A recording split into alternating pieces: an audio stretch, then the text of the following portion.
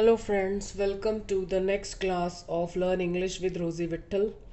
So आज फिर हम errors find out करने जा रहे हैं. Little did he know that there is a bomb in his bag. अब मैंने आपको बताया था कि जब भी कोई अनएक्सपेक्टेड चीज़ हो रही है, चाहे वो अच्छी हो या बुरी, तो लिटिल से सेंटेंस शुरू होता है. जब हम कहते हैं उस बेचारे को क्या मालूम था, अब या तो कुछ बहुत अच्छा हुआ या ख़राब हुआ, तो लिटिल के बाद जो फर्स्ट वाला पार्ट है वो क्वेश्चन की फॉर्म में होता है. So little did he know, did के साथ हमेशा फर्स्ट फॉर्म आती है. So little did he know that there is a bomb in his bag.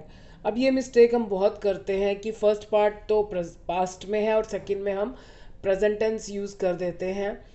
क्योंकि जब हम हिंदी में बोलते हैं तो हिंदी में ऐसे ही बोलते हैं, ऐसे लगता है कि जैसे कि वो प्रेजेंट टेंस है. जैसे हम कहते हैं कि उसे क्या मालूम था कि उसके बैग में बॉम्ब है. अब हिंदी में हम है बोलते हैं तो हम इंग्लिश में भी इजी लिख देते हैं, जो कि गलत है. ये रूल है कि when the first part is in past tense, most of the time इसको भी पास्ट में ही लिखा जाता है. अगर आप कोई यूनिवर्सल ट्रुथ बोल रहे हैं, यानी जो बात हमेशा के लिए सच है, जैसे the earth is round, honesty is the best policy, the sun rises in the east, तो ये पास्ट में चेंज नहीं होता है. अगर यहाँ फर्स्ट पार्ट पास्ट में हो तब भी नहीं होता.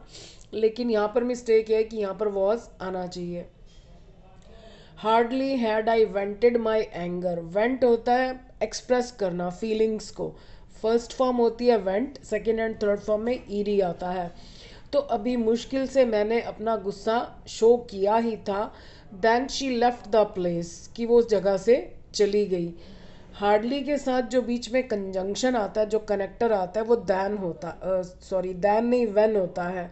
तो यहाँ पर वेन आना चाहिए. बाकी सेंटेंस ठीक है. No water was in the tank. Tank में कोई पानी नहीं था.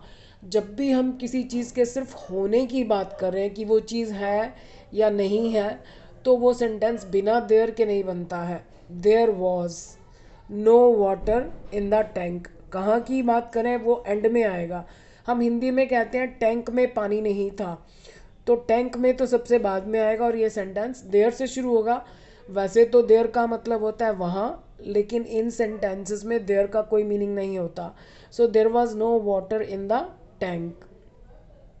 Being the sun very hot we were confined to home. Confined to means restricted to, बंद कर रह जाना. कन्फाइन के बाद हमेशा टू प्रपोजिशन आती है, यानी ये बिना टू के कभी भी यूज़ नहीं होता है. सो हम घर से ही बंद कर रह गए. क्यों? क्योंकि सूरज बहुत तपता हुआ था, गर्म था. तो यहाँ पर हमारी बात हो रही है और यहाँ पर सन की बात हो रही है. तो जब दोनों तरफ अलग अलग की बात हो रही है, तो जिसकी बात हो रही है वो स्टार्टिंग में आता है. तो यहाँ पर यदि अलग सब्जेक्ट है तो वो यहाँ आना चाहिए. यहाँ पर आईएनजी तभी आ सकता है जब दोनों तरफ इसी की बात हो रही हो, मतलब वी की ही बात अगर यहाँ हो रही हो. तो यहाँ पर क्या होगा, द सन यहाँ आएगा. Sorry. The sun being very hot we were confined to home. She would have pushed you. Would have का मतलब है कि हम सोच रहे हैं कि ऐसा हो जाना था या ऐसा हो गया होता, पर हुआ नहीं. She would have pushed you, उसने तुम्हें धक्का दे दिया होता. If you had had not cautious. Cautious means careful. अगर तुम केयरफुल नहीं होते. अब इस सेंटेंस को चेक करना है तो पहले आप इसको सिंपल बनाओ कि तुम केयरफुल हो. इफ़ भी हटा दो, नॉट को भी हटा दो, सब कुछ हटा दो. सिंपल, तुम केयरफुल हो तो हम कहेंगे यू आर कॉशियस.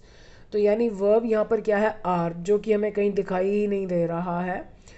जब हम एक सेंटेंस को सिंपलेस्ट फॉर्म में बनाते हैं तो उसमें जो वर्ब है, हम बात तो वही कर रहे हैं, चाहे हम पास्ट में कर रहे हैं तो वर्ब तो वही रहेगा. तो आर की थर्ड फॉर्म क्या होती है, बीन. Be was been. तो हैड नॉट बीन आना चाहिए, यहाँ पर हैड नहीं आना चाहिए. If you had not been cautious. कुछ स्टूडेंट्स क्या करते हैं, इसके साथ ईडी लगा देते हैं. एक्चुअली ये वर्ब नहीं है. अगर किसी सेंटेंस को आप सिंपलेस्ट फॉर्म में बनाते हैं और उसमें वर्ब इज एम आर है, तो आपको इज एम आर के बाद वाले किसी भी शब्द को नहीं छेड़ना, क्योंकि हम कह रहे हैं कि वर्ब इज एम आर है. तो यानी जो भी चेंज आएगा वो इज एम आर में आएगा, क्योंकि वर्ब तो वही है, बाकी शब्द तो वर्ब है ही नहीं. तो उसमें हमको कोई चेंज नहीं करना है. So if you had not been cautious, you need not to wait for the water tank. ये मिस्टेक मैं पिछली 2-3 वीडियोस में ऑलरेडी बता चुकी हूँ. मैंने पहले भी आपको बताया कि फाइंड आउट एरर्स की बहुत प्रैक्टिस करनी पड़ती है. आप ये मत सोचिए कि मैं सेम टाइप की मिस्टेक्स को 3-4 बार या 5-6 बार क्यों दे रही हूँ, क्योंकि वो मिस्टेक फिर होती है. और ये मिस्टेक ज़्यादातर ऐसी हैं जो बार बार की प्रैक्टिस के बाद भी हो जाती हैं. So you need not to wait. आप नीड नॉट जब भी इकट्ठा है तो नीड की जगह कैन लगाइए. You can not to wait नहीं होता, यू कैन नॉट वेट होता है. तो मतलब हमें समझ में आ गया कि यहाँ टू नहीं आना चाहिए. एक आपको मैंने और तरीका बताया था कि जब नीड नॉट वाला सेंटेंस आए टू से पहले यदि नॉट आ रहा है तो वो आपको मना कर रहा है कि टू मत लगाइए. So you need not wait for the water tank. आपको वाटर टैंक का वेट करने की ज़रूरत नहीं है. The report must have signed. Must have का मतलब है पास्ट की बात, हैव का मतलब काम हो चुका है, मस्ट हैव का मतलब है ज़रूर ऐसा हुआ होगा. ये बहुत इंपॉर्टेंट रूल है. ये हम हर रोज़ यूज़ करते हैं. जब हम आम घर पर हिंदी बोलते हैं तो हम कहते हैं कि तुमने उसको बताया होगा, तुमने उसको देखा होगा, तो we use must have. So the report must have signed. Report ने ज़रूर साइन किए होंगे. अब रिपोर्ट तो ये काम नहीं कर सकती, तो यानी पैसिव वॉइस है. आप कभी भी बाहरी तौर पर मत देखिए कि मस्ट हैव और थर्ड फॉर्म आ रहा है तो ये तो ठीक है. मीनिंग को भी समझिए. मीनिंग क्या है? सब्जेक्ट है रिपोर्ट और काम है साइन. तो रिपोर्ट तो ये काम नहीं कर सकती, तो पैसिव वॉइस बी की फॉर्म के बिना नहीं बनता. So the report must have been signed. The mother did not let the children. माँ ने, लेट मीन्स होता है अलाउ. माँ ने नहीं करने दिया बच्चों को क्या? To eat the rotten fruit. Rotten fruit होता है सड़ा हुआ फल. तो यानी माँ ने बच्चों को सड़ा हुआ फल नहीं खाने दिया. मदर से पहले द नहीं आता. अगर आप बता रहे हैं किसकी मदर तो लगा सकते हैं द, अदरवाइज सिर्फ mother. Mother did not let the children आएगा क्योंकि हम उन्हीं बच्चों की बात कर रहे हैं जिनकी ये मदर है, लेकिन मदर के साथ द नहीं आएगा. So mother did not let the children to eat the rotten fruit. Let के बाद ऑब्जेक्ट आता है, मतलब करने दिया, किसको करने दिया और क्या करने दिया. उसमें अक्सर ये गलती होती है कि हम टू लगा देते हैं. नहीं लगाना, only first form. Sorry. So mother did not let the children eat the rotten fruit. माँ ने बच्चों को सड़ा हुआ फल नहीं खाने दिया. लेट का मतलब वही होता है जो अलाउ का मतलब होता है. अलाउ थोड़ा फॉर्मल है, फॉर्मेलिटी वाला है. लेट इनफॉर्मल है, यानी आम बोलचाल में लेट यूज़ किया जाता है जब कोई ऑफिशियल लैंग्वेज हो या कोई ऑफिशियली कोई बात हो रही हो, तो then it is better to use allow.